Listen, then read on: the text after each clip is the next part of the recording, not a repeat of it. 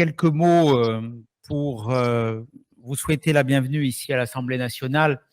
Merci à Henriette Co et à Liberté Prospective d'avoir souhaité organiser ici ce colloque consacré à la situation au Karabakh. J'ai accédé à sa demande de mettre à disposition cette salle et je souhaite naturellement la bienvenue à tous ceux qui, ce soir, participent à ce moment qui était prévu depuis plusieurs mois, mais qui se situe dans un contexte dramatique, dans un contexte particulier qui donne à ce moment, à ce colloque, une résonance particulière et une résonance qui rassemble et réunit tous ceux qui regardent avec effroi, avec émotion, avec terreur aussi ce qui se passe en Arménie et ce qui se passe dans le Haut-Karabakh. Je salue naturellement avec beaucoup de respect, mais aussi d'amitié, Madame l'ambassadrice d'Arménie en France. Merci à Madame Asmik Tolamian d'être présente ce soir et merci de la qualité de la représentation de l'Arménie en France qu'elle exerce avec beaucoup de détermination. Je salue également Monsieur Hovhannes Gevorkian qui représente ici le Haut-Karabakh. Merci pour votre présence dans ces moments si douloureux. À tous les deux, nous voulons bien sûr témoigner notre solidarité face aux souffrances de votre peuple. Je veux également saluer, je le redis, la présence de nombreux parlementaires qui, dans la diversité de nos engagements respectifs, sont ce soir unis, solidaires, rassemblés pour rappeler que l'Arménie n'est pas un objet de polémique, mais bien au-delà, un important motif de rassemblement et de réunion. Je veux dire combien, dans ce cadre, la présence du président Bourlange est importante et est essentielle, comme la présence de nos collègues des différents groupes. Je veux saluer également les représentants du Conseil de coordination des organisations arméniennes de France qui, avec son ancien président Alexis Kovsian et son actuel coprésident Arat Oranian, ainsi que de l'ensemble des participants qui, ce soir, de Tigran et Gavian, Olivier Weber, Paul Hamas et Marine de Tilly, nous font l'amitié de leur engagement et de leur présence. Mes amis, depuis l'automne 2020, notre pensée n'a jamais cessé d'être tournée vers le peuple arménien par la brutale agression dont elle s'est rendue coupable. L'Azerbaïdjan a ouvert une période d'immense incertitude au cours de laquelle le gouvernement d'Aliyev, si on peut parler de gouvernement, ne s'est interdit aucune violence, aucune exaction, aucune atrocité. En décembre 2022, la mise en place du blocus du corridor de la Chine marquait déjà le franchissement d'une étape dramatique dans sa volonté d'étouffement du Haut-Karabakh. Vous vous êtes mobilisés à l'invitation du collectif à plusieurs reprises chaque semaine devant l'Assemblée nationale. Nous avons participé à cette mobilisation pour faire entendre cette voix et ce cri d'alarme, d'alerte, cet appel au secours à l'égard de la communauté internationale. Le 30 août, plusieurs élus français de toute tendance se sont rendus à l'entrée du corridor de la Chine dans l'espoir de fournir à la population assiégée l'arrivée de produits de première nécessité. Et puis, nous avons eu le choc, ce 19 septembre, de quelque part l'aboutissement de cette stratégie d'asphyxie à l'issue d'une courte et brutale offensive, tuant plus de 100 personnes, en blessant plus de 400. La République d'Artsakh est tombée. Cette occupation désormais totale du Haut-Karabakh a suscité partout en Europe et tout spécialement en France une immense inquiétude, une immense colère. Et ce soir, nous sommes là dans ce contexte que je rappelais au début de mon propos, pour adresser un message aux 120 000 Arméniens qui y vivent, pour dire que nous sommes à leur côté, qu'ils retrouveront le plein usage de leurs terres, leur liberté, et que cet engagement, nous le prenons ensemble depuis l'Assemblée nationale française ce soir. Nous ne pouvons en effet assister à ce drame sans être interpellés. La présence arménienne dans le Haut-Karabakh est une présence multiséculaire, multimillénaire même. Nous ne pouvons être indifférents, impassibles, impuissants face au destin de cette terre et de son peuple. Dans la revue des Deux Mondes, il y a quelques mois, Sylvain Tesson, dont le combat pour la cause arménienne est pour beaucoup un motif d'espérance, d'espoir, parlait de l'Arménie comme une ombre projetée de la France et de l'Europe. Un éclat, rappelait-il, de nous-mêmes fichés en Orient. Nous pouvons ce soir, je crois, tous ensemble, reprendre cette expression. Un éclat de nous-mêmes fichés en Orient. Oui, l'Arménie se situe aujourd'hui aux avant-postes de l'Europe. Ce qui nous unit à l'Arménie, ce sont bien sûr nos liens de fraternité, mais, oserais-je dire, plus encore de civilisation. Avec le baptême du roi Tridate IV, au début du IVe siècle, l'Arménie est devenue le premier État chrétien de l'histoire humaine. Elle est depuis une terre de chrétienté. Ce sont ces liens civilisationnels profonds qui nous rattachent en permanence à l'Arménie. Ce sont ces liens civilisationnels qui, en 1909 et 1915, inspira la marine française dans ses opérations de sauvetage de populations arméniennes menacées par les Ottomans. Ce sont ces mêmes liens qui menèrent, après les horreurs du génocide, nombre d'Arméniens à venir s'installer en France, et particulièrement dans le sud et dans ma ville de Nice, consolidant davantage encore nos liens par la constitution d'une diaspora riche en talent et en fidélité. Fidélité à la terre perdue, fidélité à la terre adoptée. Je veux naturellement ici évoquer un symbole de ce que les Arméniens ont apporté à la France par leur talent, leur richesse, leur intelligence, la mémoire de Missak Manoukian, qui rentrera prochainement au Panthéon, puissant symbole de l'amitié franco-arménienne. C'est au nom de ces liens que la France et l'Europe tout entière ne peuvent pas rester indifférents devant le drame actuel. Ne soyons pas naïfs, mes amis.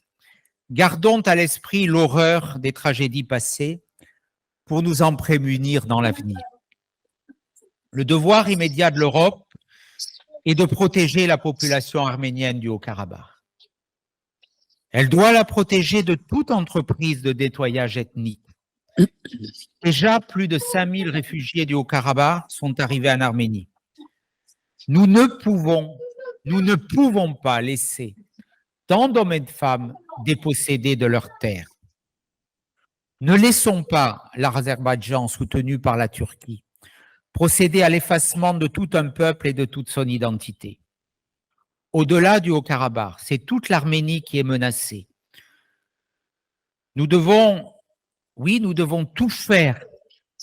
Et avec la voix qui s'élève de la France, terre de liberté, terre des Lumières, pays frère de l'Arménie, nous ne pouvons aujourd'hui, nous devons tout faire pour que ce ne soit pas la province du Syunik qui soit le théâtre de nouveaux drames demain. Province stratégique pour l'Azerbaïdjan, qui établirait avec son enclave du Nakhivetchan et avec la Turquie une continuité. Aujourd'hui, les présidents Erdogan et Aliyev se sont d'ailleurs retrouvés à Nakhichevan, entrevue de deux complices au lendemain de leur forfait. Nous devons plus que jamais nous tenir en ces instants aux côtés du peuple arménien comme nous le dictent ses héritages historiques, comme nous le demandent les impératifs géostratégiques et comme nous l'ordonnent les devoirs de la morale les plus élémentaires de l'humanité. Oui, nous pouvons agir et réagir. Gardons-nous de tomber dans des dépendances qui nuiraient à notre liberté. Et nous ne devenons pas dépendants du gaz azerbaïdjanais aujourd'hui comme nous l'étions hier du gaz russe. L'interpellation du président de la République devant le Conseil de sécurité de l'ONU est à cet égard opportune et nous devons la soutenir et nous devons veiller à ce qu'elle aboutisse. Par la défense de l'Arménie, nous défendrons notre civilisation, notre sécurité, mais aussi notre souveraineté. Et si nous pensons que notre sort est indifférent de celui du peuple arménien, alors nous nous tromperions gravement. Et de lourdes menaces nous guideraient. Oui, l'Arménie est bien un éclat de nous-mêmes. Alors oui, ce soir, ce moment de gravité nous permet de lancer cet appel. Cet appel qui, depuis Paris, doit porter l'espérance de la paix, mais surtout l'espérance de la souveraineté retrouvée et l'espérance de la liberté pour nos frères d'Arménie. Merci de votre mobilisation. Soyez assurés de notre total soutien. Donc, vous êtes à Goris actuellement, c'est ça? Oui, j'étais tout à l'heure au poste frontière, mais j'ai dû redescendre. Mais ça fait une semaine que je suis là, oui. Et donc, j'ai assisté d'abord à la sidération, après à ce silence un peu d'après l'impact. Et à cette longue attente, parce que même si ça n'a duré que 5 jours, c'était très long, puisque ça suit 9 mois de blocus. Donc on a attendu, on a passé beaucoup de temps à la barrière et hier vers 13h, 14h, sans d'ailleurs que beaucoup de gens communiquent dessus, ça s'est fait un petit peu en catimini. Les premiers déplacés, je préfère dire déplacés que réfugiés, arméniens du Karabakh ont passé, d'ailleurs pour la première fois depuis 286 jours, quand même 9 mois de blocus, et ils ont passé la frontière arménienne. Ils sont arrivés en minibus. Hier, c'était 380, 400 personnes qui sont passées, qui étaient des femmes, des enfants et des anciens, des personnes âgées. Et puis petit à petit dans la nuit, en fait, la barrière s'est vraiment ouverte et les habitants de Stepanakert et aussi d'ailleurs de pas mal de villages frontières ont réussi ont eu le droit tout simplement, en fait, ont eu l'autorisation de s'exiler de chez eux. Et il y avait une atmosphère étrange parce que il y avait presque un peu de soulagement à la barrière. Donc on était, c'est quand même inouï qu'on soit à deux doigts de dire merci. Alors que c'est le dernier mouvement du Requiem, si vous voulez, de l'Artsakh. On est en train d'assister vraiment à une pure et dure épuration ethnique. Mais voilà, les habitants ont renoncé. Voilà, en fait, voilà, tout le monde voulait fuir. Ils veulent tous partir et ils ne reviendront pas. Voilà. Autant en 2020, ils sont revenus. Là, cette fois-ci, enfin, en tout cas, c'est ce qu'ils disent. Ils disent cette fois-ci, c'est trop, c'est la dernière, c'est fini. On a essuyé beaucoup de guerres. On est souvent revenus parce que on n'abandonne pas notre terre. Vous savez, nous sommes nos montagnes. Nous sommes les gardiens de la terre.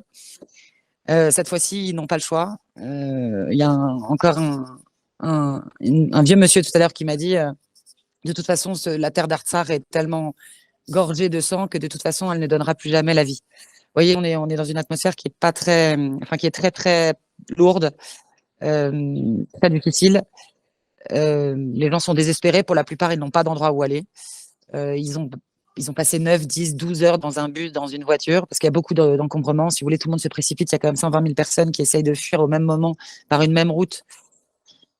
L'enclave, donc c'est voilà. Au checkpoint, c'est assez calme. Il n'y a pas d'hystérie. Ça se passe doucement, calmement, avec tristement. Voilà. Merci et merci beaucoup pour ce témoignage en direct, Marine de Tilly. Je t'en prie. Cela fait un moment que vous attirez l'attention parce que vous êtes sur place, vous avez fait plusieurs reportages et au mois de juin, vous disiez, vous écriviez que l'État azéri se referme sur les Arméniens. Donc aujourd'hui, est-ce que cet État s'est refermé totalement? Est-ce qu'il peut y avoir encore de l'espoir? Comment les choses peuvent être vues sous l'angle journalistique de la réalité que vous êtes en train de capter? Vous savez, moi, mon travail, c'est de porter les voix de ces gens et en particulier des civils. Pour ce qui est des officiels, vous avez les comptes Twitter, hein, c'est aussi bien. Donc moi, j'ai une idée sur la question, mais le plus important, c'est la leur d'idée. Et j'ai vu en effet, et je croise et je passe beaucoup de temps avec les Arméniens depuis 2020. Je passe beaucoup de temps à cette barrière, à cette checkpoint, à attendre avec eux, comme eux, ou bien de rentrer parce qu'il y en a certains qui, dans des moments à la fois de courage tout à fait arménien et de désespoir, veulent rentrer, veulent entrer. Là encore hier, il y avait toute une bande d'hommes qui avaient été coincés le 12 décembre au début du blocus parce qu'ils n'étaient pas, enfin, ils étaient sortis d'Artsar ce jour-là et voulaient en découdre. Et donc, ils étaient presque en train d'en venir aux mains avec les soldats de la barrière qui voulaient pas les laisser passer, évidemment, parce que eux, ils voulaient y aller, ils voulaient aller mourir là-bas. Donc, si vous voulez, non, je crois pas que, en tout cas, eux n'ont plus d'espoir pour l'Artsar. C'est vraiment, oui, vous le dites, on y était en juin, on y était en septembre. Enfin, on est venu souvent. On a crié avec eux dans le désert, en fait, hein, parce que voilà, ça n'intéressait pas beaucoup l'opinion publique, peu de médias. Et depuis 2020 déjà. Et puis, je vais vous dire, c'est pas un scoop. Hein, il suffit de lire il suffit de lire la revue de presse d'Ankara. Hein. Vous savez, Aliyev comme Erdogan, ils ont peut-être une qualité parmi un certain nombre de défauts, c'est qu'ils disent, ils préviennent, ils avertissent avant de faire les choses. Donc, ils disent ce qu'ils vont faire, aucune réaction, ils le font, toujours pas de réaction, ils continuent jusqu'au bout. Et on connaît l'objectif qui n'est évidemment pas l'Artsar. L'Artsar est la première marche. Le Sionik et puis Erevan. Hein. Dans les déclarations d'Aliyev, il parle d'Erevan comme une terre historiquement azerbaïdjanaise. Merci, merci beaucoup. Je pense que ça se passe de commentaires. Et merci pour votre témoignage. Je t'en prie. Bon, merci, messieurs le parlementaire, Excellence, merci d'être là. Je vais essayer d'exposer le contexte de la façon la plus froide et distanciée possible. Et je sais que c'est une gageure compte tenu de la gravité de la situation, mais qu'il me soit possible de présenter des éléments de contexte à l'aide d'une carte. J'espère que cette carte sera bientôt accessible sur le grand écran. Rappelons rapidement ce qui s'est passé déjà en septembre 2020. Au cours de 44 jours, l'armée azerbaïdjanaise, épaulée par l'armée turque, épaulée par des éléments de l'armée pakistanaise, financée, en tout cas équipée de matériel israélien, a réussi à obtenir 75% des territoires que contrôlaient les forces d'autodéfense de l'Artsar, du Karabakh arménien, mais qu'elle n'avait pas réussi au bout de 44 jours à plier complètement l'Artsar, puisque une petite portion de territoire, c'est-à-dire un peu moins de 3000 km², était restée encore sous contrôle arménien, mais de facto sous protectorat russe, puisque c'est les Russes qui ont pris la main après la défaite de 2020. Donc, de 2020 à septembre, début septembre 2023, l'Azerbaïdjan a exercé ce qu'on appelle une guerre hybride, c'est-à-dire après avoir fait une guerre de haute intensité, elle a employé toutes sortes de moyens pour mettre la population arménienne à genoux. Je ne vais pas faire la liste exhaustive des différents moyens de pression exercés sur les Arméniens, mais tout était fait en tout cas pour rendre leur quotidien absolument impossible, invivable, les populations rurales, les populations urbaines ayant été touchées. Et puis, avant-dernier acte plutôt, c'est ce blocus imposé en décembre 2022 via la fermeture du corridor de la Chine. Donc, vous voyez sur cette carte au milieu que c'était la seule artère vitale reliant l'Artsar arménien à la mère patrie, l'Arménie, qui a été bloquée par des militants prétendant qu'il y avait une exploitation minière qui portait préjudice à l'environnement, alors que c'est ces mêmes Azéris qui avaient quand même ravagé les forêts de l'Artsar via des bombes au phosphore.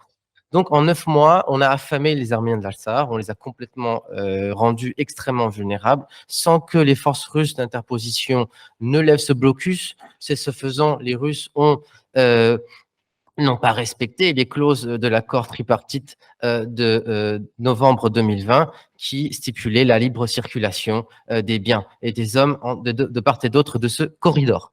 Donc, j'en viens au 19 septembre. L'armée azerbaïdjanaise avait déjà massé depuis une dizaine de jours des troupes tout au long de l'Artsakh, mais aussi le long de la frontière de l'Arménie. Pour rappel, depuis septembre 2022, l'armée azerbaïdjanaise a pris possession de hauteurs stratégiques en territoire arménien, là où c'est le plus vulnérable, c'est-à-dire la région du Syunik, qui est un vrai verrou stratégique qui empêche la jonction pan-turquie. Et nous avions eu vent, effectivement, d'un pont aérien venant du sud d'Israël, alimentant l'armée azerbaïdjanaise en matériel, en drone, en armement lourd israélien, sans que cela n'émeuve la communauté internationale, malgré les cris, les appels des lanceurs d'alerte, à commencer par le rédacteur en chef délégué de la rédaction de Figaro Magazine, Jean-Christophe Buisson, sur son compte Twitter. Donc, en l'espace de 48 heures, l'armée azerbaïdjanaise a mené ce qu'elle appelle une opération antiterroriste. Alors, ça veut dire quoi, une opération antiterroriste? Dans le langage, dans la sémantique azerbaïdjanaise, ça veut dire neutraliser complètement la petite armée de défense de l'Artsakh qui restait encore debout malgré l'ampleur de la défaite de 2020 et que depuis 2020 non plus cette armée n'était pas approvisionnée puisqu'aucune arme n'était rentrée depuis l'Arménie. Donc c'est entre 5 et 7 000 soldats, c'est de l'armement léger mais c'est suffisant pour que le régime d'Aliyev qualifie cette armée de groupuscule terroriste. Donc en 48 heures cette armée a capitulé. Et maintenant, je vous demanderai de passer l'autre carte, s'il vous plaît, pour que vous compreniez à quel point la situation est gravissime, puisque l'armée azerbaïdjanaise a contrôlé tous les axes stratégiques, isolant les villes arméniennes de l'Artsakh, les 3 principales villes, Stepanakert, Askelan et Maltakert, mais aussi les villages, rendant toute communication impossible, étant donné que les communications sont extrêmement limitées. Et nous avons donc effectivement vent d'exactions qui commencent à être documentées, qui sont absolument insoutenables. Nous avons des cas à Maltakert, à Martouni aussi, le maire de ce village de Martouni, qui est une ville qui avait résisté de façon héroïque en 2020, qui a été découpé à la hache, qui a été assassiné de sang-froid de façon absolument barbare. Nous avons vent d'exactions commises contre des enfants décapités dans leur salle de classe. Effectivement, ce sont des nouvelles qui nous viennent difficilement et qui sont avérées, mais toujours est-il que l'Azerbaïdjan exerce une pression maximale pour que ces vidéos, pour que ces informations ne puissent parvenir aux médias internationaux, étant donné qu'il y a un blocage total sur l'Artsakh. Donc, sur cette carte, vous comprenez que la situation est absolument intenable pour des raisons de sécurité, même si les forces russes de maintien de la paix ont au début, juste dans la foulée, j'appelle pas ça un cessez-le-feu, mais de la capitulation, de la reddition des armées de l'Artsakh, évacué certains civils qui ont été massés effectivement en bordure, à la lisière de l'aéroport de Stepanakert, qui est le quartier général des forces russes d'interposition, mais on sait que les Russes ne maintiennent pas, en tout cas ne remplissent pas leurs obligations, et donc c'est toute une population, 120 000 personnes, adultes, 30 000 enfants, qui sont complètement à la menace, aux griffes de la soldatesque azerbaïdjanaise, assoiffée de vengeance, comme l'attestent les informations qu'on a sur les réseaux sociaux azerbaïdjanais, incitation au meurtre, au viol, pillage, etc. Donc, juste une petite observation sur le rôle de la communauté internationale. On observe effectivement un silence assez troublant de la part des amis de l'Arménie, puisque on se contente de s'inquiéter, comme on s'inquiétait en 2020, mais en aucun cas le mot sanction, le mot dissuasion est prononcé. Donc c'est effectivement un nettoyage ethnique à huis clos qui est en train de se produire dans l'indifférence générale. Un petit élément d'explication, il faut croire que les Arméniens de l'Artsakh, qui au passage étaient le bouclier de l'Arménie, et aussi le berceau de sa civilisation, puisque c'est en Artsakh que l'alphabet arménien a été créé, c'est en Artsakh qu'il y a une des anciennes capitales de l'Arménie historique, Tigranakert. Donc ce berceau et ce bouclier de l'Arménie l'a perdu, et l'Arménie aujourd'hui est dans une position plus que vulnérable, exposée donc au feu turco-azéri, dans une indifférence de la communauté internationale, sachant que la présence de ces 120 000 Arméniens gênait sachant que effectivement, c'était un prétexte pour les Russes de se maintenir dans ce territoire grand comme une mouchoir de poche. Et donc, ça fait un petit peu l'affaire, si vous voulez, des Occidentaux qui étaient pressés par l'intention, en tout cas, que les Russes ne restent pas dans cette région. Le mandat des forces de maintien de la paix doit s'arrêter, était censé s'arrêter en 2025, peut-être se renouveler, je ne sais pas. Mais toujours est-il que ça fait l'affaire des Occidentaux. Donc, on est vraiment dans un scénario où le pire est en train de se produire et qui, singulièrement, est un écho, en tout cas, au lâchage des Arméniens de Cilicie en 1921. Souvenez-vous, c'était il y a 100 ans. Il y avait un projet de mandat arménien sur cette région qui est un berceau aussi dans le sud de l'Anatolie où il y avait une population arménienne très importante qui avait été déportée mais qui avait été réinstallée sur ces terres grâce à l'armée française. L'armée française qui, en 2021, négociait avec le gouvernement rebelle de Mustafa Kemal une entente commerciale et politique, sacrifie les Arméniens, livrés à un nettoyage ethnique imminent. Donc, on observe des parallèles assez troublants entre les réactions des diplomates français de 21 et les réactions à la diplomatie française aujourd'hui, parce qu'encore une fois, on se contente de s'inquiéter, mais en aucun cas on fait état de la moindre dissuasion. Donc Marine de Tilly tout à l'heure a rappelé que, à juste titre, que le régime d'Aliyev et Erdogan a cette qualité de ne pas avancer masqué et de faire clairement montre de ses intentions belliqueuses, c'est-à-dire rayer l'Artsakh de la carte, rayer en tout cas la moitié de l'Arménie de la carte, puisque la priorité, la mère des priorités de la Turquie, ce n'est pas l'Artsakh, c'est le sud de l'Arménie, c'est ce corridor extraterritorial du sud qui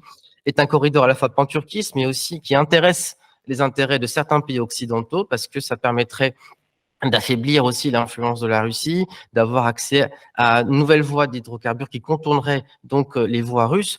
Et effectivement, on est à lieu de s'inquiéter, mais aussi de s'interroger sur cette répétition tragique de l'histoire, sur cette continuité du génocide qui a commencé en 1915, cette impunité finalement, cette impunité qui s'avère payante puisque la Turquie étant en état héritier direct de l'Empire ottoman génocidaire, depuis 1993, n'a jamais reconnu l'Arménie comme autre chose qu'une sorte d'incongruité, puisque la Turquie exerce un blocus économique depuis 1993 sur l'Arménie, ce qui est un acte de guerre en soi.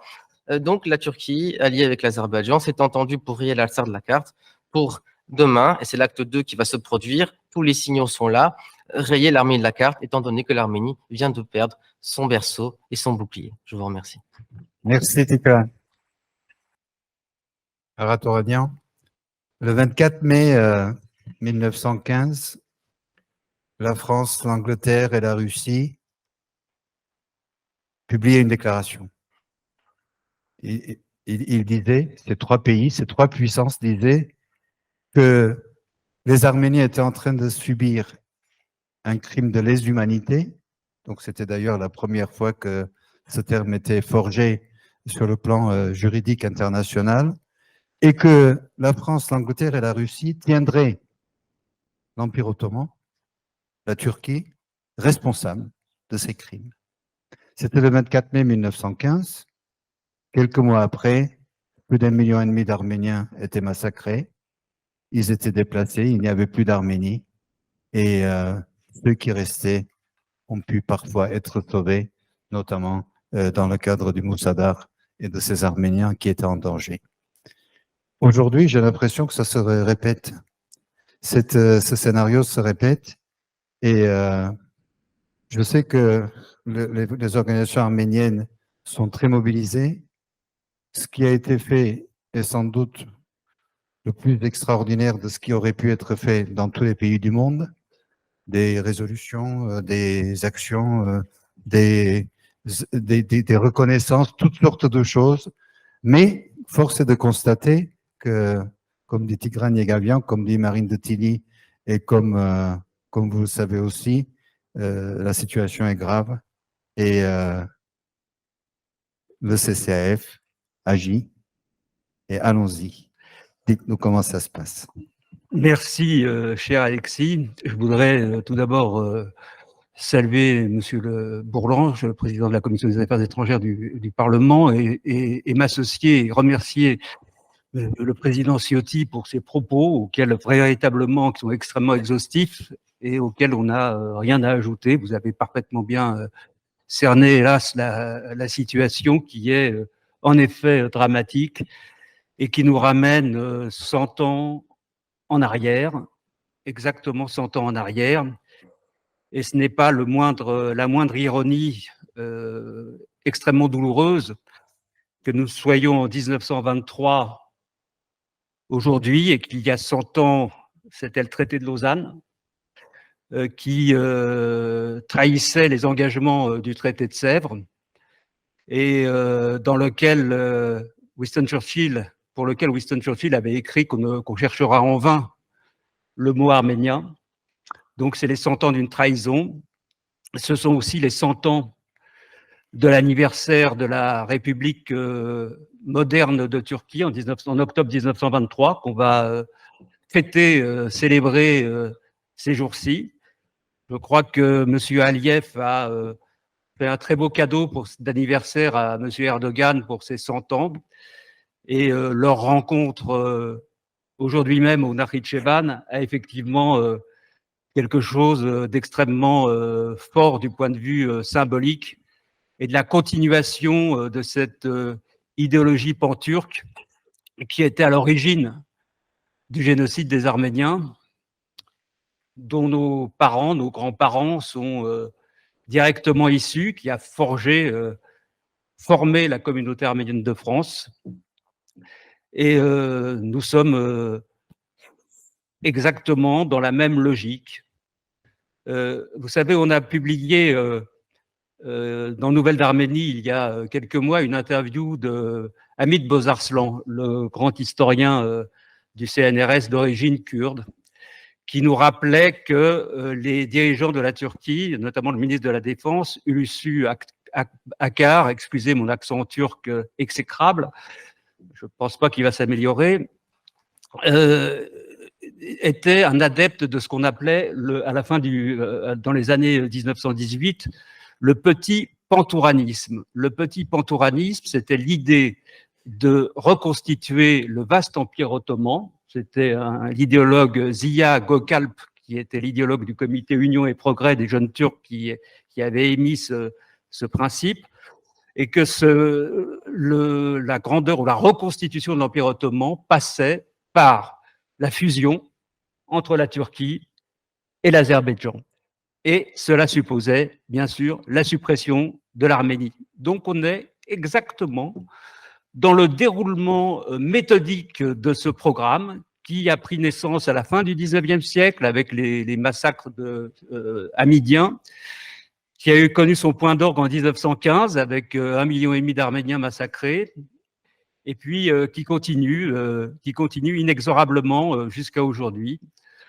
Donc, bien sûr, il y a eu des résolutions, il y a des mots, il y a des vœux, mais néanmoins, le bulldozer pan-turc avance et on se demande et on est totalement impuissant face à cette espèce de fatalité qui aujourd'hui encore produit des souffrances, fait des morts, et nous constatons effarés un nouveau pan du territoire arménien qui va tomber à nouveau dans l'escarcelle du panturquisme, sous les yeux désolés de nos alliés stratégiques supposés russes et de nos amis occidentaux, nos amis français en particulier. Mais c'est vrai que au moment où je vous parle, c'est la colère qui me guide, parce qu'il y a un moment où ça devient strictement insupportable. On est en train véritablement d'acculer un peuple au désespoir, et le désespoir peut être aussi générateur d'extrêmes. Je le dis, ça s'est déjà produit dans notre histoire. Nous sommes face à une situation terrifiante. Ce n'est pas possible, ce n'est pas admissible humainement de voir qu'un peuple doive se plier à nouveau, se soumettre à nouveau et en permanence, sans aucune espèce de réserve ou de défense, à la loi du plus fort, à la loi de la jungle. On est retourné avant la SDN. C'est vraiment l'affirmation de la loi la plus cynique, de la loi du plus fort qui est en train de s'avérer. Que voulez-vous qu'on fasse par rapport à ça? Alors, j'interpelle, j'ai entendu le président Macron, et Évidemment, nous avons été reçus à plusieurs reprises par lui. Nous avons eu le grand privilège et le grand plaisir d'avoir été reçus plusieurs fois à l'Élysée. Il nous a très gentiment écoutés, peut-être entendus. Il se fait le relais. Il est l'un des rares relais, en effet, en Europe et dans le monde, à se faire l'écho des préoccupations et des inquiétudes des Arméniens sur la scène diplomatique et sur la scène internationale. Mais néanmoins, ce qu'il dit, aussi juste soit-il et aussi sincère soit-il, ne suffit pas. Nous avons besoin aujourd'hui d'actes. On ne peut plus se payer de mots. Au moment où nous en sommes, on ne peut plus se payer de mots. Nous avons besoin, toute cette force et cette détermination du panturquisme a été construite sur l'impunité. Il n'y a pas eu de Nuremberg après 1915. Et jusqu'à aujourd'hui, Aliyev déroule son programme sans être inquiété le moins du monde. Donc, évidemment qu'il va continuer. Évidemment qu'Erdogan et Aliyev vont continuer parce qu'ils ont compris que le crime était payant. Et si nous, on a des valeurs, si nous Français, démocrates, occidentaux, nous avons des valeurs, nous avons des principes, nous avons tout un socle de croyances qui, pour le bien commun, pour la liberté, qui guident notre vie de tous les jours, eh bien, nous devons les appliquer à la défense de cet éclat de nous-mêmes fiché dans cet Orient qui est en train de mourir. Et il faut des sanctions aujourd'hui. Nous avons besoin de sanctions. Il y a non-assistance à peuple en danger.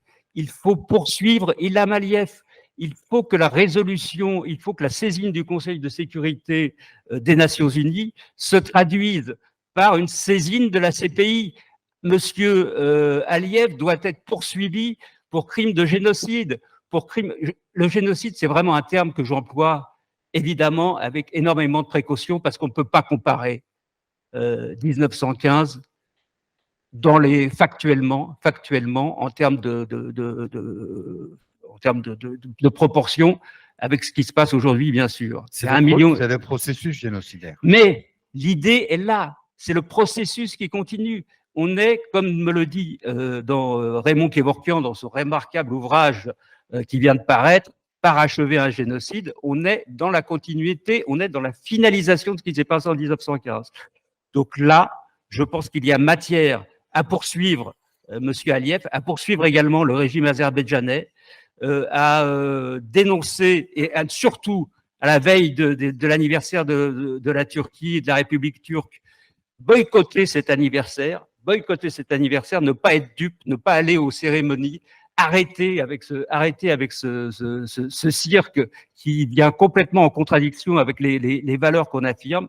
Et je vous dis, il faut poursuivre Aliyev, il faut frapper Aliyev au portefeuille, il faut frapper l'oligarchie azerbaïdjanaise au portefeuille, il faut trouver véritablement un moyen d'arrêter ce bulldozer.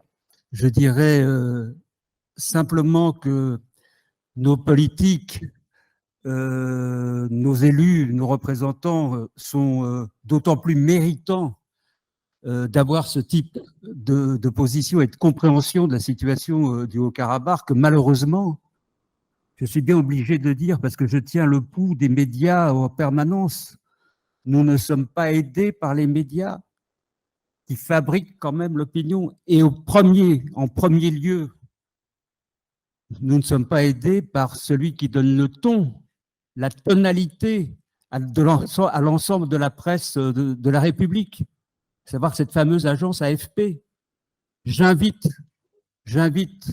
nos élus à regarder attentivement la manière dont la situation est décrite tous les jours par l'agence France Presse, où on a vraiment l'impression que l'information passe par la censure et par les fourches caudines du régime Aliyev, où les Arméniens qui vivent sur leur terre sont traités de séparatistes en permanence, ou de terroristes, où on met sur un pied d'égalité les agresseurs et les agressés. Nous avons donc, à partir de cette situation, et ça me rappelle une discussion que j'ai eue avec une de nos députées il y a moins d'un an, qui me disait il faut faire Il faut travailler davantage sur l'opinion, il faut travailler davantage sur les médias. Mais dès lors que l'AFP est à ce point hostile et l'information est à ce point dirigée contre nous, moi je ne peux plus rien faire. Qu'est-ce que vous voulez qu'on fasse face à cette machine? Et j'attire véritablement l'attention de nos élus sur cette situation parce qu'elle est scandaleuse, véritablement scandaleuse dans un pays qui est garant et qui est exemplaire et qui se veut exemplaire en tous les cas en termes de liberté de la presse et en termes de et là on a une fabrique de l'opinion qui est hélas hostile. Alors oui, nous avons tous les bouts de l'Assemblée nationale, de l'extrême gauche jusqu'à l'extrême droite, et c'est un cas effectivement unique. Là, en effet, la cause arménienne, la cause du Haut-Karabakh est un facteur extraordinaire de rassemblement qui sont unanimes pour dénoncer ce qui se passe. Et je répète, ils en ont d'autant plus de mérite que malheureusement, nous ne sommes pas aidés par un certain nombre de médias, et notamment par l'AFP. Et je rappelle, hélas, que nous avons aussi affaire en face de nous, non seulement à un régime assassin, criminel, mais aussi à un régime corrupteur. Et j'ai pu constater moi-même, et on a pu constater avec le coprésident Mourad Papazian, qui n'est pas là aujourd'hui, combien l'appareil d'État est aussi infiltré par des cadres qui sont véritablement sous influence de l'Azerbaïdjan. On l'a vécu, et de la Turquie principalement, et on l'a vraiment vécu dans notre expérience. Et quand ces personnes fabriquent quelque part l'opinion du président de la République sur ce qui se passe, c'est effectivement extrêmement grave. Et les élus donc en ont d'autant plus de mérite d'avoir les positions qu'ils ont. François Pupponi, qui est donc ancien député, que tout le monde connaît, et qui est aussi président du cercle d'amitié France-Atsar. Vous êtes côte à côte, vous êtes tous les trois, en tous les cas tous les deux, vous entourez Hovhannes Kevorkian. Hovhannes Kevorkian, c'est le représentant de la République du Haut-Karabakh, mais en fait, il incarne aujourd'hui le peuple du Haut-Karabakh, le peuple arménien du Haut-Karabakh. Et là, vous êtes là, d'un côté, organisation arménienne, de l'autre, les élus de la République. Et vous êtes mus par le même combat et par la même volonté d'agir. Cher François, qu'est-ce qu'on peut dire aujourd'hui pour rassurer, en tout cas pour accompagner, pour essayer d'avoir un peu un petit sourire de la part de notre ami Kevorkian? Qu'est-ce qu'on peut dire? Qu'est-ce qu'on doit dire? Qu'est-ce qu'on doit faire? Aratoranian a donné des pistes de fonction, d'organisation des choses. Donc, comment les choses peuvent se passer aujourd'hui? Bien, merci. Moi, je dois saluer, bien sûr, le président Ciotti, le président Bourlange et toutes les personnes ici présentes. Remercier, bien sûr, les organisateurs. Bon, moi, j'ai 3 sentiments qui me traversent depuis quelques semaines et surtout depuis quelques jours. La tristesse, la colère, Ara l'a dit, et la honte. La tristesse parce que je me suis rendu plusieurs fois, de nombreuses fois au Karabakh. J'ai lié des liens très forts avec des personnes, des habitants. Lorsque j'étais maire de Sarcelles, j'ai créé une relation avec Martakert, qui est une ville du Haut-Karabakh. Et donc, la tristesse, c'est de savoir que mes amis, mes frères aksariotes sont aujourd'hui dans une difficulté terrible. Je suis en contact, bien sûr, avec Hovhannes, avec l'ambassadrice, mais avec des amis qui sont au Karabakh. Et donc, ils m'ont confirmé il y a quelques minutes que les 4000 habitants de Martakert avaient évacué la ville. Il n'y a plus un Arménien à Martakert. C'était une ville historique de l'Arménie, qui était à la frontière, d'ailleurs, sur la ligne de front. Il n'y a plus un habitant. Ils ont réussi, c'était pas sûr hier, mais ils ont réussi à rejoindre Stepanakert. Donc, la tristesse. Pour connaître ces gens qui se sont battus jusqu'au bout pour ne jamais rien lâcher, leur décision aujourd'hui, c'est de dire il faut partir. Ils déposent les armes, au sens propre et au sens figuré. Et j'allais dire, ce vous posez la question de savoir ce que l'on pouvait faire à très court terme. À très court terme, il faut au moins les entendre. Et s'il y a quelque chose que la France peut faire avec les autres pays, c'est de les écouter, de les entendre et de faire en sorte qu'on les évacue dignement. Ils veulent partir. Et quand j'entends un certain nombre de responsables politiques des pays qui s'occupent du dossier de dire non, mais il faut assurer leur sécurité. Non, mais au moins écoutons-les. On les a abandonnés. On n'a pas été capable de les protéger. Ils nous disent qu'ils veulent partir. Ils ne veulent pas vivre en Azerbaïdjan. Ils ne veulent pas vivre en Azerbaïdjan. Ils ne veulent pas vivre sous le joug des bourreaux. Ils ne veulent pas. Au moins ayons cet honneur-là de les entendre et de les évacuer. Tous. Parce que qu'est-ce qui se passe actuellement? Il y en a quelques milliers qui ont réussi à passer, mais ils passent comment? Après avoir été regardés par les Azéris et les Russes. Parce que les Azéris, qu'est-ce qu'ils font? Ils ont une liste. Hein. Ils ont la liste de tous ceux qui ont, politique, militaire ou autre, combattu. Pour eux, ce sont des terroristes. Ce sont même les chefs des terroristes. Donc, qu'est-ce qu'ils vont faire, les Azéris? Ils vont arrêter les chefs des terroristes et ils vont les juger sur place. Il ne faut pas dire les exécuter sur place.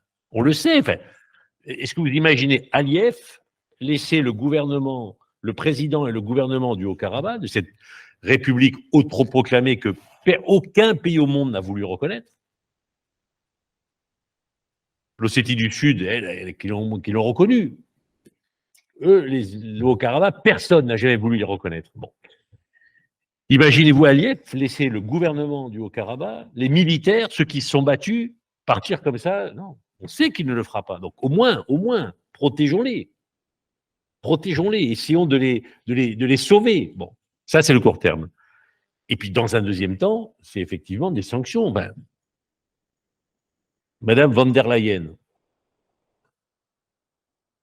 s'est quand même rendue en 2022 à Bakou pour expliquer que l'Azerbaïdjan était un allié fiable, un pays exceptionnel, qui allait sauver l'avenir énergétique de l'Europe.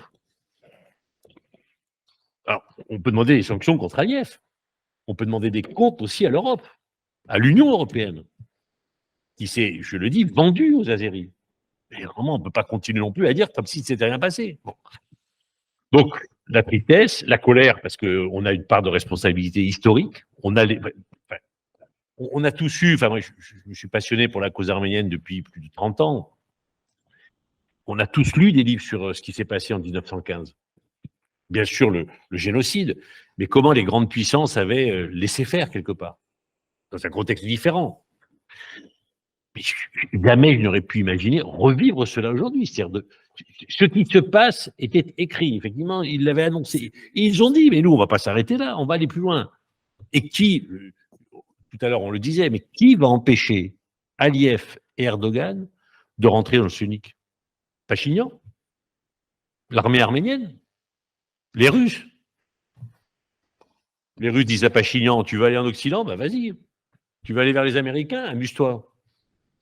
Quand il y a eu la guerre de 44 jours, ils ont laissé les Azéris rancer à Souchi, et là, ils ont dit à Pachinian, tu as compris maintenant? Tu vas nous appeler pour demander de l'aide ou pas? Pachinian, à un moment, était obligé de dire, au secours. Voilà. Mais là, ils ont continué, ils étaient là. J'étais en Arménie avec Éric Ciotti le disait tout à l'heure, nous sommes allés en Arménie avec un certain nombre d'élus la semaine dernière, avec le fameux convoi humanitaire que nous devions. Bon.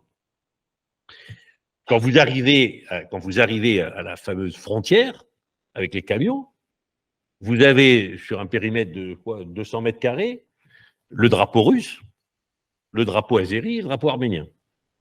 Les Arméniens qui protègent et les Russes qui observent. Ils sont là. Ils n'ont rien fait. Pire, je pense qu'ils ont laissé faire. Et là, maintenant, ils disent aux Arméniens, non, mais restez. On va où? Parce qu'ils disent, mais si les Arméniens y partent, on n'a plus de raison de rester, nous. Donc, il faut que les Arméniens y restent pour qu'on puisse faire seulement de les protéger. Bon. Un très grand merci, Monsieur le Président, de votre présence et de votre amitié. Merci, chers amis, de tous vos témoignages.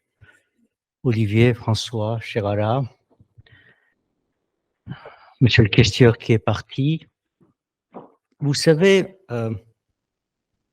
En fait, les élus viennent, partent, ils sont plusieurs, mais moi. en 1990, Bernard Kouchner, qui n'avait pas encore pris ses fonctions de ministre des Affaires étrangères, a préfacé un ouvrage sur le massacre de Sumgaït, qui s'appelle Tragédie de Sumgaït, paru en 1990, où M. Kouchner disait les massacres de Sumgaït, c'est une ville azerbaïdjanaise, hein, la ville de Sumgaït, de Kirovabad, une autre ville azerbaïdjanaise, de Bakou, capitale de l'Azerbaïdjan, ont sonné le glas de la présence séculaire arménienne en Azerbaïdjan. Seule la forteresse arménienne du Haut-Karabakh résiste encore. Et il se posait la question pour combien de temps? Nous avons la réponse. Aujourd'hui, pour 33 ans. Nous avons résisté 33 ans, non pas parce que nous chérissions l'indépendance, non pas parce que la liberté était un principe pour nous, parce que tout simplement, nous voulions vivre. Vivre sans être discriminés. Vivre avec une dignité humaine que tout être humain doit bénéficier. C'est ça le sens de notre combat qui avait commencé avant même la chute de l'Union soviétique et qui a continué après, tout en préservant ce morceau de terre avec des Arméniens sur cette terre grâce à cette résistance pendant 30 ou 33 ans.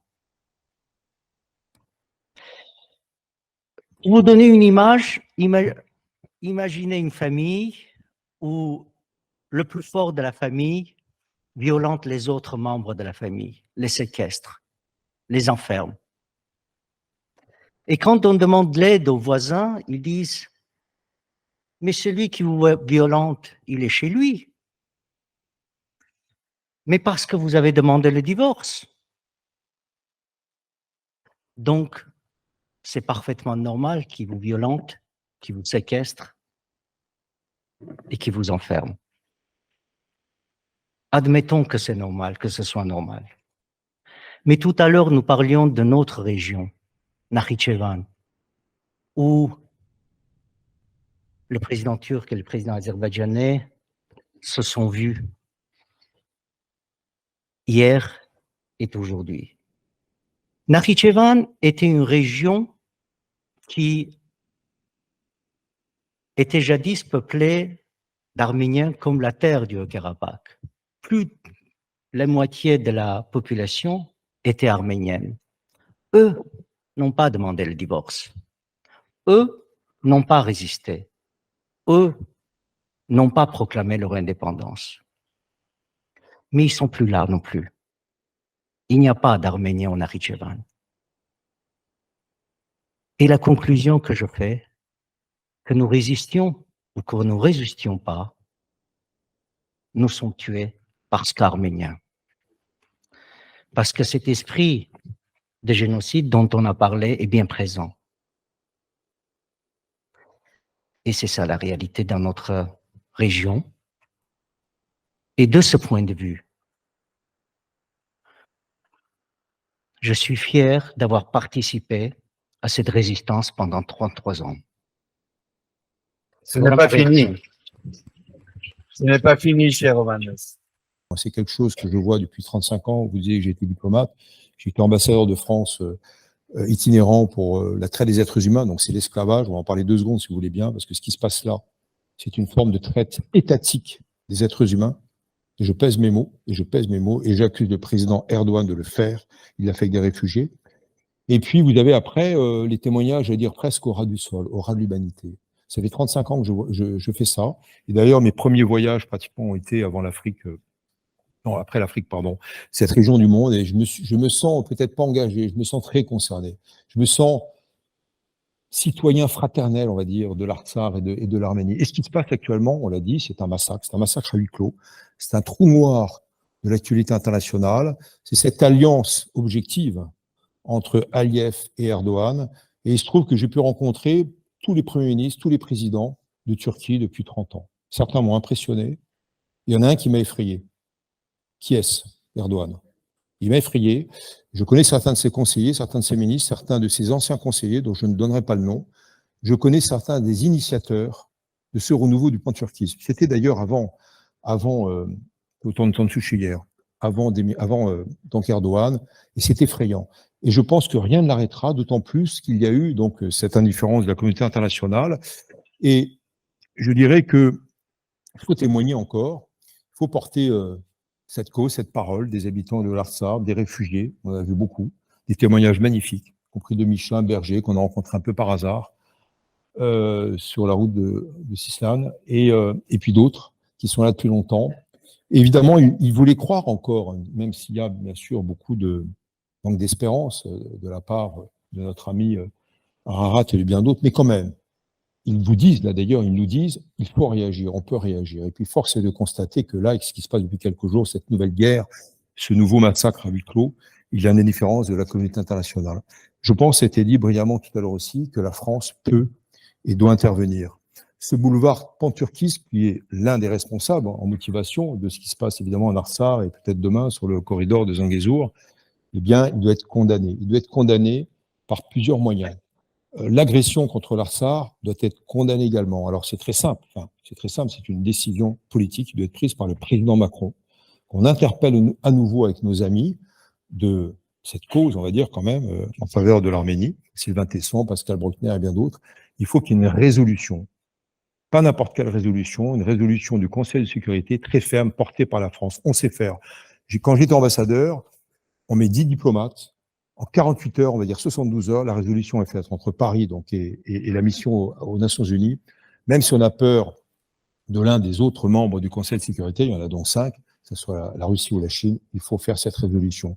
Condamnation très ferme, ouverture du corridor de Berzor, donc de la Chine, non-filtration, évidemment, des personnes, M. Pupponi en parlait tout à l'heure, il y a une liste effectivement des responsables politiques et militaires, ils vont être arrêtés. S'ils sont arrêtés, malheureusement, à 99%, il y aura de la torture.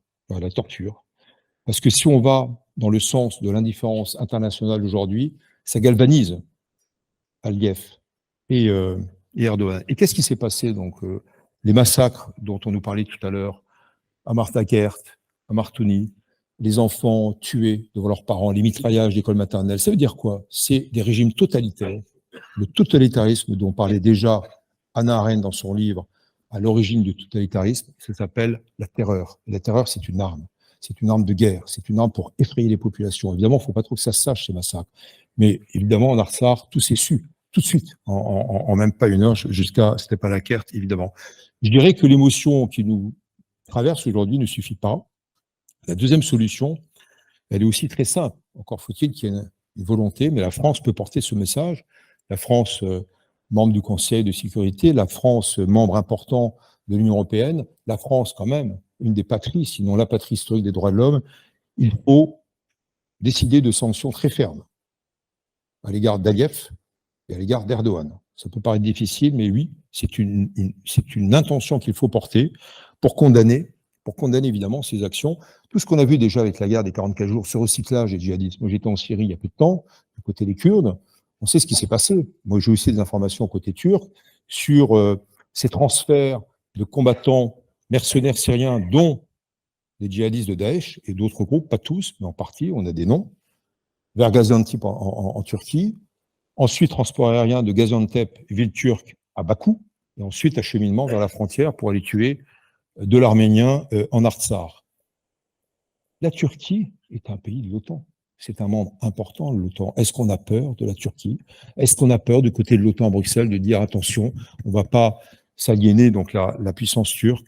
Je crois que là, c'est très important. Et puis, troisièmement, Ara parlait très justement de la SDN, comme si on était revenu avant la SDN. Eh bien, pour moi, le droit international que j'ai pratiqué dans mes études, mais surtout quand j'étais ambassadeur, il existe. C'est surtout un droit international qui a été comment dirais-je, renouvelé évidemment en 1945, y compris avec Lemkin sur le concept de génocide qui est utilisé pour les tribunaux de Nuremberg, ce droit international est bafoué. Il est bafoué pour plein de raisons, parce qu'en partie, il y a aussi le réveil de ce que j'ai appelé les nouveaux empires, les néo-empires. La Turquie en fait partie. Et je peux dire que pas grand-chose arrêtera Erdogan dans cette volonté nationaliste, extra-nationaliste, pan-turquiste et économique aussi, de créer ses propres routes de la soie avec deux entités qui gênent et un peuple, l'entité du Haut-Karabakh, de l'Artsakh et bien sûr l'Arménie. Est-ce qu'on va vers la fin des, pardon de le dire, des vieux peuples historiques, millénaires, multimillénaires, et en même temps des petits peuples numériquement, 120 000 habitants en Artsakh, 3 millions d'habitants à peu près en Arménie? C'est ça qu'il faut qu'on se pose comme question. Est-ce que la France peut accepter ça? Est-ce que la communauté internationale peut accepter ça?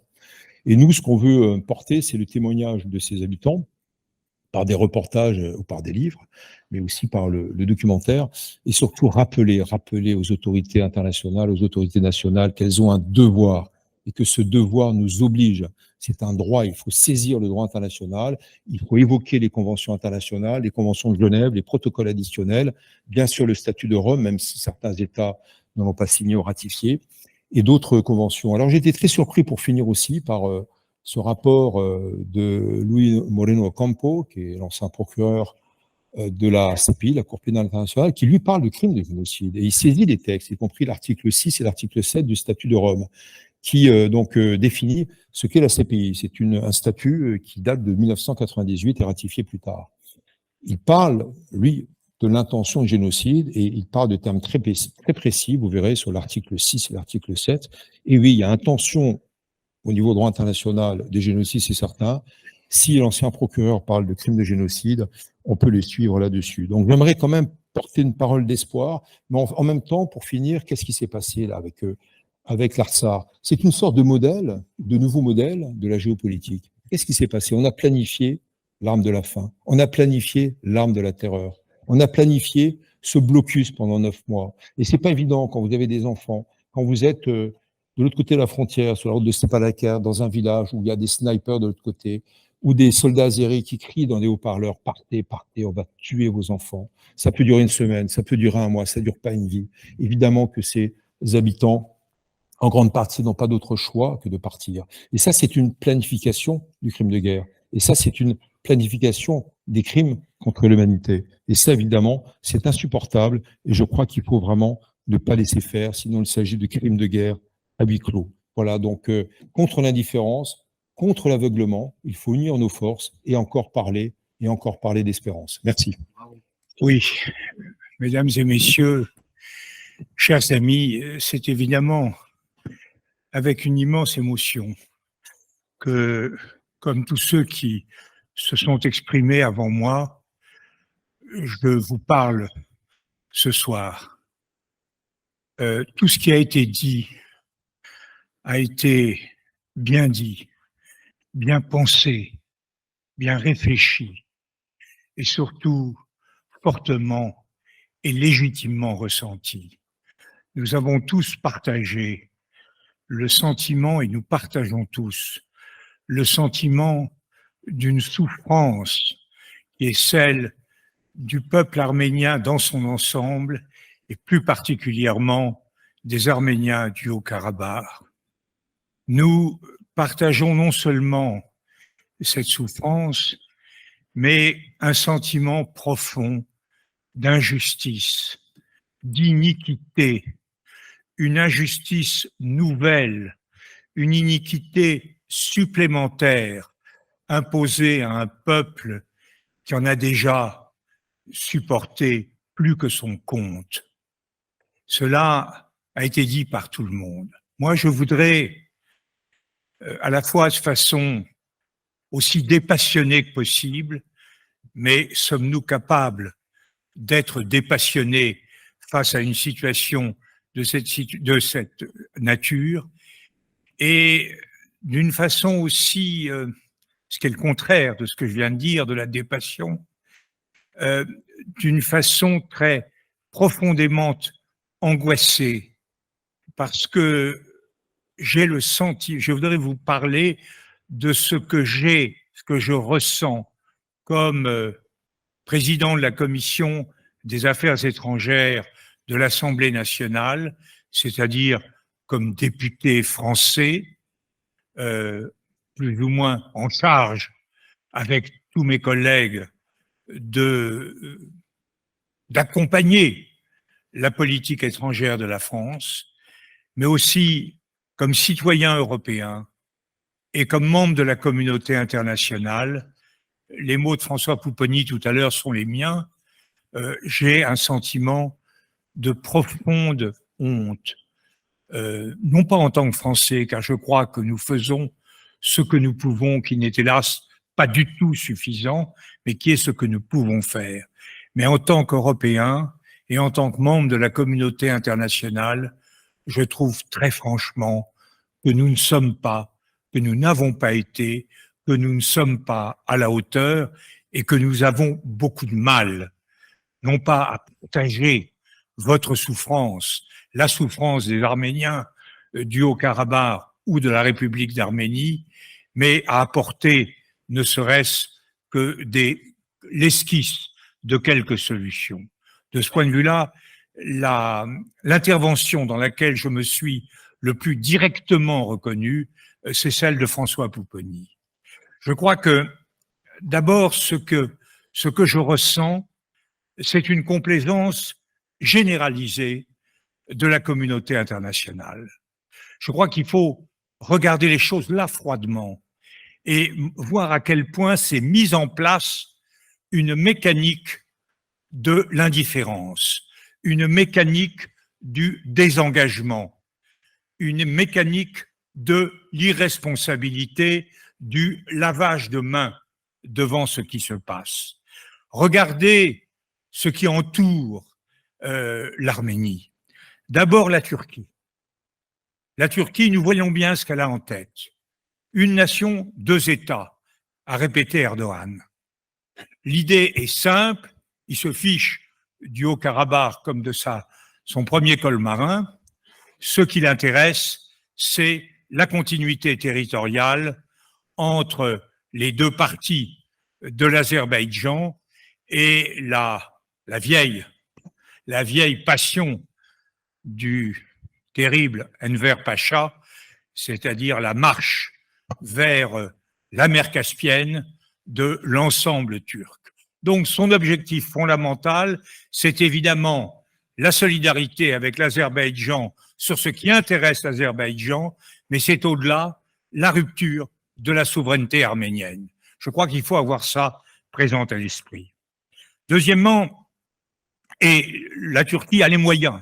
Ce qui s'est passé au cours des dernières années, à la fois en termes d'équipement militaire, des chiffres ont été donnés tout à l'heure montrant l'ampleur de l'assistance militaire de la Turquie à l'Azerbaïdjan, mais aussi en stratégie. Le drame, c'est que c'est une armée moderne, inspirée des concepts de l'OTAN par le biais de la Turquie, qui s'est engagée dans cette affaire. Deuxièmement, la Russie. La Russie, c'est très simple. Elle poursuit deux objectifs. D'abord, une solidarité antidémocratique. Ce que les Occidentaux ne veulent pas reconnaître, c'est que les Occidentaux, c'est-à-dire les Américains, une bonne partie des Européens, ne veulent pas reconnaître, c'est que Pachinian est d'abord un des héros, un des successeurs du monde soviétique qui a choisi comme le président de l'Ukraine, comme la présidente de Moldavie, la démocratie et la lutte contre la corruption. Alors que la préférence russe est évidemment pour des dictateurs et pour un État corrompu.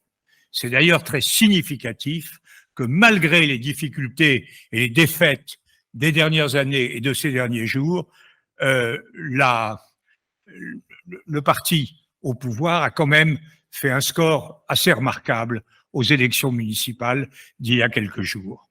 Deuxièmement, il y a donc cette solidarité anti-autoritaire, elle vise à déstabiliser le pouvoir arménien et elle vise évidemment à se solidariser avec ce fils de héros de l'Union soviétique qu'est le président de l'Azerbaïdjan. Deuxièmement, l'objectif de la Russie, c'est de garder la frontière sud de l'Arménie. La Russie veut passionnément résister à la réduction de son territoire. C'est l'objectif absurde que Poutine poursuit en Ukraine. Il le poursuit aussi. Son objectif est de contrôler le sud de l'Arménie. De ce point de vue-là, il a une solidarité conflictuelle avec la Turquie, mais l'un et l'autre ne veulent pas que l'Arménie reste une puissance souveraine, mais un État satellite plus ou moins contrôlé par les Russes. Troisièmement, il y a l'Iran. L'Iran, c'est la seule puissance qui, objectivement, a intérêt au maintien de la République arménienne, pour des raisons qui n'ont rien à voir, évidemment, avec la moindre solidarité idéologique ou la moindre considération pour l'Arménie, mais simplement parce que l'Iran ne peut pas accepter le projet turc de continuité territoriale que j'ai évoqué tout à l'heure. Alors l'Iran se fiche là aussi, comme de son premier col marin ou comme de son premier turban, du Haut-Karabakh. Ça ne l'intéresse pas. Mais en revanche, l'Arménie est très présente. Voilà la situation. Et derrière la solidarité avec l'Iran, il y a effectivement deux grands États de taille différente, mais tous les deux très importants, qui sont mobilisés. Israël, qui a des solidarités profondes avec l'Azerbaïdjan, car il surveille l'Iran à partir de l'Azerbaïdjan, et les États-Unis, qui n'ont d'autre idée que de séparer, s'inquiètent d'un État qui est protégé plus ou moins par l'Iran, et qui n'a d'autre idée que de séparer l'Azerbaïdjan de la Russie. Tout ça définit une configuration géopolitique effrayante, terrifiante pour l'Arménie. Et je crois qu'il faut en être conscient. Face à cela, et c'est le deuxième point, et c'est là l'objet de ma très grande tristesse en tant que militant européen, c'est de voir à quel point l'Europe est démobilisée, divisée, non seulement impuissante, nous sommes impuissants, parce qu'il est évident qu'on on peut peut-être donner des armements à M. Pachinian et à la République d'Arménie, mais on ne peut pas faire grand-chose sur le plan de l'assistance militaire. Mais l'Europe est non seulement démobilisée, non seulement divisée, impuissante, elle est aussi démobilisée. Je suis frappé de voir qu'il y a en Europe une partie qui est sensible aux intérêts turcs, notamment au sud. L'Italie, pour dire les choses, l'Espagne, qui a toujours été, depuis les pentes est bien oublié, qui est toujours solidaire des intérêts turcs. Il y a le parti autoritaire, qui aime bien les dictateurs, notamment le président de la Hongrie. Il y a le parti américain, qui dit que puisque les Américains soutiennent l'Azerbaïdjan, on ne va pas se mobiliser très fortement pour l'ennemi, l'adversaire de l'Azerbaïdjan. Et tout ça se couronne avec l'hypocrisie de l'Union européenne qui fait semblant de croire que Bakou participe à la lutte pour les sanctions contre la Russie en nous vendant des hydrocarbures et du gaz. En réalité, on sait bien que ces produits sont des produits visant à détourner les sanctions. Donc, cette situation fait que la France est relativement seule. Et ça, c'est quelque chose que je trouve inadmissible. Ce que j'ai entendu à l'instant de Sylvain Tesson est exactement ce que je pense. Il dit les mots justes. Derrière l'Arménie, il y a toutes nos valeurs. Et derrière nos valeurs, il y a l'avenir même de l'Europe. Et je désespère de voir l'Europe agir. Alors, que faire? Que pouvons-nous faire face à cette situation? Je crois qu'il faut distinguer les problèmes du Haut-Karabakh et les problèmes d'aujourd'hui et les problèmes de demain, et ce demain peut être très proche de l'Arménie. Sur le Haut-Karabakh, je crois que c'est assez tragique. Je crois que François Pupponi a dit les choses dans les termes qui convenaient. c'est inutile de dire on va préserver les droits des Arméniens du Haut-Karabakh. Tout ça est de la blague.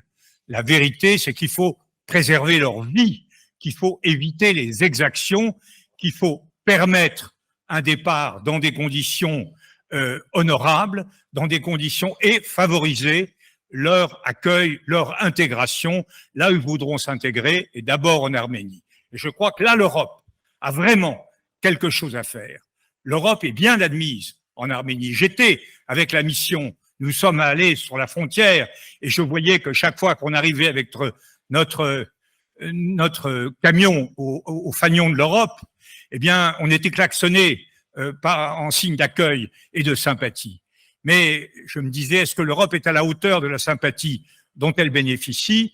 Je n'en suis pas sûr. Et je crois que là, nous avons un effort considérable à faire, à la fois pour favoriser dans de bonnes conditions, enfin dans des conditions non mauvaises, le sauvetage, le véritable sauvetage d'une population qui est livrée, qui sera livrée à des exactions sans nom. Moi, je n'ai pas compris qu'on puisse dire que l'Azerbaïdjan était dans son droit de faire ce qu'elle voulait au Karabakh, parce que le principe de l'ONU, c'est Gérard Haro qui rappelait ça, il ne le prenait pas à son compte, mais il rappelait que c'était l'opinion générale, parce que c'était la doctrine de l'ONU. Ça m'a rappelé Goebbels. Goebbels disait, le jour où il a quitté la SDN, nous n'autorisons personne à nous dire ce que nous devons faire avec nos juifs et avec nos communistes. C'est exactement le même raisonnement. Nous ne pouvons pas l'accepter, nous avons le devoir de veiller à ce qu'il n'y ait pas d'exaction, et là, peut-être, l'Europe et les États-Unis se réveilleront, et surtout à organiser la solidarité pour l'accueil. Ça sera une aide à apporter à la République d'Arménie, et ce sera une aide à apporter à ceux qui la quitteront. Et puis au-delà, et je terminerai par là, comment se présente la situation demain, la situation pour l'Arménie. Elle est terrible, parce que, évidemment, pour la Turquie, c'est un premier pas. Le Haut-Karabakh leur est indifférent, mais le couloir, l'intégrité de l'Arménie ne leur est pas indifférente. Donc la pression sera très forte. Elle se fera par l'Azerbaïdjan et par la Turquie. La seule protection, c'est jusqu'à présent la garantie de l'Iran, ce qui est quand même une garantie plus ou vraiment fragile et inquiétante. Et ce que je crains, et ce contre quoi nous devons nous prévenir, c'est une sorte d'accord qui se ferait entre la Russie, la Turquie et l'Azerbaïdjan, dans le dessein de dire, voilà, on réorganise, en fait, on met en cause la souveraineté de l'Arménie sur le sud, on réorganise un couloir qui sera là, contrôlé par les Russes. Pourquoi contrôlé par les Russes? Parce que c'est l'intérêt des Russes et parce que c'est la seule chose qui pourrait être acceptée par les Iraniens. Et là, dans ce système, la République arménienne est menacée dans son intégrité et dans sa souveraineté. J'ose espérer que la communauté internationale, que les États-Unis d'Amérique et surtout que l'Union européenne n'accepteront pas cela. J'ose espérer que nous nous battrons politiquement avec plus de courage, avec plus d'efficacité pour la défense de l'intégrité de la République arménienne. Mais voilà les deux enjeux. Permettre à une population qui est en voie de martyrisation, qui est en voie de génocide, ce à quoi nous assistons, c'est un nettoyage ethnique porté par une menace génocidaire. Ça, nous devons absolument y faire échec et permettre aux 120 000 Arméniens du Haut-Karabakh de retrouver une vie décente. Et deuxièmement, nous devons bien savoir que demain, c'est le combat pour la sécurité, la souveraineté, l'intégrité de l'Arménie qui devra nous mobiliser. Et j'espère, avec un peu plus de courage, de mobilisation, de capacité d'action, que ce dont nous avons fait preuve jusqu'à présent, la France exceptée, car la France n'a jamais été défaillante, mais le reste, oui. Et j'espère que la France aura le levier d'Archimède qui permettra de mobiliser l'Union européenne et la communauté internationale. Je vous remercie. Monsieur le Président, merci de votre diagnostic, hélas, beaucoup d'entre nous partagent. Monsieur le coprésident du CCAF, Conseil de coordination des associations arméniennes de France, cher Alexis Govsian, merci beaucoup de votre proposition, de votre initiative que j'espère aura une longue vie en France. Je voudrais savoir quelle force au monde peut détruire cette race, cette petite tribu de gens sans importance, dont l'histoire est terminée, dont les guerres ont été perdues, dont les structures se sont écroulées, dont la littérature n'est plus lue, la musique n'est plus écoutée et dont les prières ne sont plus exaucées. Allez-y, détruisez l'Arménie. Voyez si vous pouvez le faire. Envoyez-les dans le désert. Laissez-les sans pain ni eau. Brûlez leurs maisons et leurs églises. Voyez alors s'ils ne riront pas de nouveau. Voyez s'ils ne chanteront ni ne prieront de nouveau, car il suffirait que 2 d'entre eux se rencontrent n'importe où dans le monde pour qu'ils créent une nouvelle Arménie. Ces mots appartiennent à William Saroyan, auteur arméno-américain issu d'une famille ayant fui les massacres dans l'Empire ottoman avant même que les génocides des Arméniens de 1915 commencent. La scène que décrit l'auteur est une rencontre due au hasard dans un café avec un serveur qui s'avère être un Arménien rescapé du génocide de 1915. Et alors une conversation s'engage entre les 2 hommes, les souvenirs arrivent et ils créent à eux 2 une Arménie belle, lointaine, rêvée et virtuelle. L'Azerbaïdjan vient d'annexer la République d'Artsakh.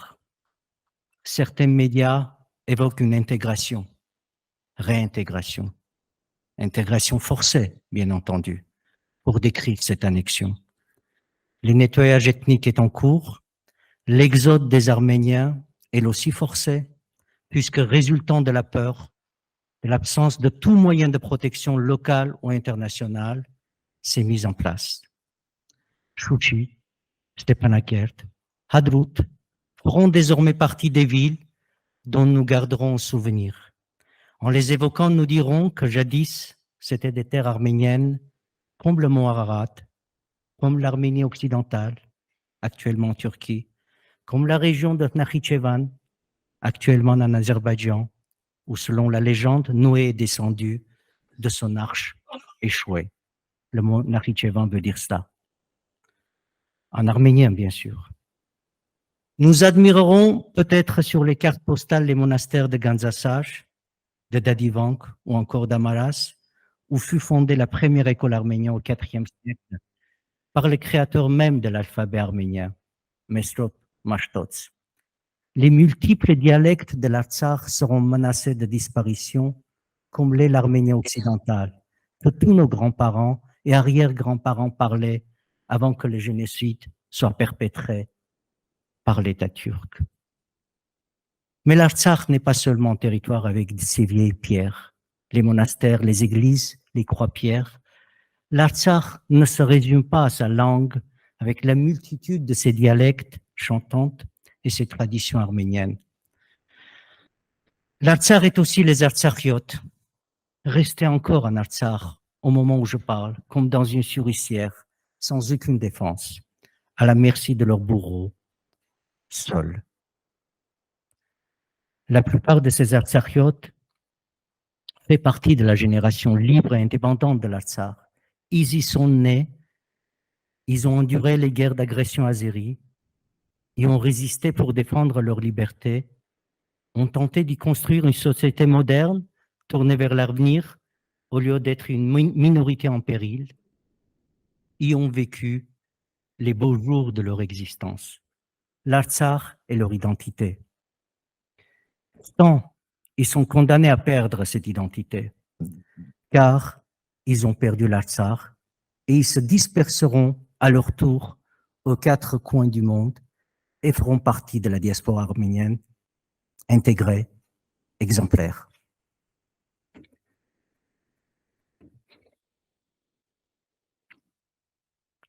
Certains de ces Artsakhiot sont originaires de Sumgait, de Kirovabad, de Bakou, ville d'Azerbaïdjan, d'où ils ont été chassés sauvagement en 1988, 89, 90. Ils ont fui pour trouver refuge en Artsakh, espérant enfin une sécurité. Ils me disent d'être fatigués de fuir, encore, sans cesse.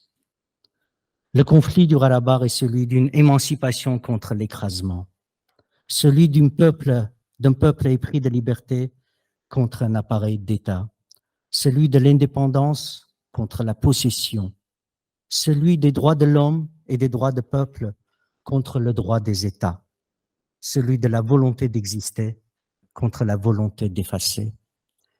Les Artsakhiot et les amis et leurs amis ont perdu cette bataille.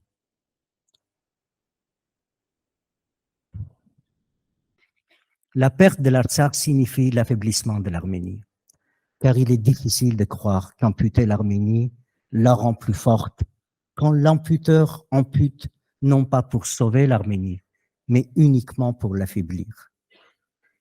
Cette perspective sombre, chers amis, me semble réaliste, inévitable. Pourtant, j'ai envie de vous faire la promesse, et je vous fais la promesse, au nom des Artsakhiot, de ne pas perdre l'espoir, de rester déterminés, mais aussi lucides, de ne pas être déçus de notre solitude face à nos bourreaux, accepter que les attentes d'aide que nos amis auraient pu nous apporter furent certainement exagérées de notre part. Réalistes, nous nous organiserons autrement, sans jamais abandonner l'espérance, sans jamais oublier que le peuple arménien a survécu à un génocide, a su se reconstruire malgré ce crime monstrueux. Nous avons pu sauver nos enfants survivants de la mort, un par un, les cherchant dans les orphelinats, restés sans rien, dépossédés de leur propre identité, dépossédés de leur patrie. Nous avons su le faire, restant solidaires, déterminés, tolérants et honnêtes. Nombreux furent celles et ceux qui nous ont tendu la main dans la reconstruction de notre peuple. Nombreux sont ceux qui le font aujourd'hui encore. Je saisis cette occasion pour vous remercier, chacun d'entre vous, chers amis, car je vois beaucoup de visages familiers, amicaux et bienveillants dans cette salle. Je vous remercie d'avoir été aux côtés de l'Artsakh pendant ces dernières années et d'avoir fidèlement partagé avec nous notre douleur, nos angoisses, nos joies, nos espoirs et nos combats. Un très grand merci. L'Artsakh est en train de... C'est presque l'agonie. Donc aujourd'hui, s'il n'y a pas une action internationale très forte, ça sera juste l'acte de disparition comme avait signé son éditorial Le Figaro il y a quelques jours.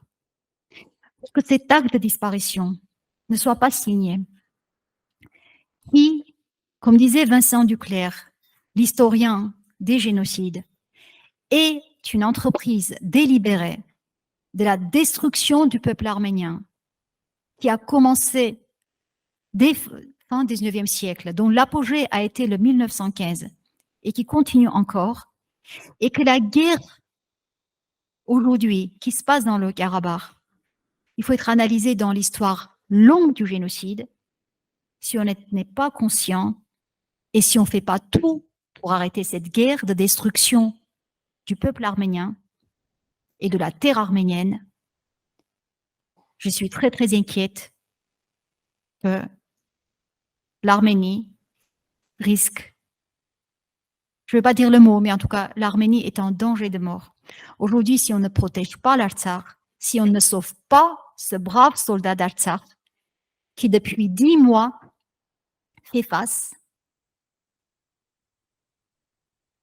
à un État criminel, 100 fois plus peuplé que le petit Artsakh, ce vaillant Artsakh qui a fait preuve d'une existence courageuse, exceptionnelle. Si ce bouclier, cet échauguette, comme le disait Sylvain Tesson, tombe, alors le donjon, je reprends encore les propos de Sylvain Tesson, ne pourra pas vraiment résister.